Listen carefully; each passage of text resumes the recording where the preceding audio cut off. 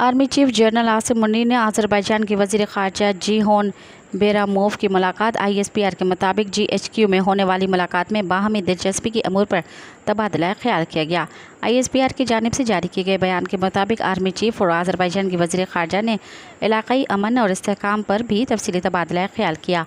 Army chief और Azerbaijan के वज़ीर ख़ारजा की मुलाकात GHQ रावलपिंडी में हुई। आर्मी चीफ ने दोनों ममालिक के देरीना बरादराना ताल्लुकात का हवाला देते हुए अज़रबैजान को दिफा और सलामती के शोबे में जामे ताउन और आनत का यकीन दिलाया। ISPR का कहना था कि आर्मी चीफ ने अज़रबैजान के मसल्ह अफवाज की मिसाली जुर्रत और बहादुरी और पेशा वराना महारत को सराहा। अज़रबैजान के वज़ीर ख़ारजा की जानिब से अपने मुल्क की मुसलसल हिमायत पर इज़हार तशक्कुर किया। अज़रबैजान के वज़ीर ख़ारजा ने इलाक़ाई और अमन और सलामती के लिए पाकिस्तान के किरदार को सराहा।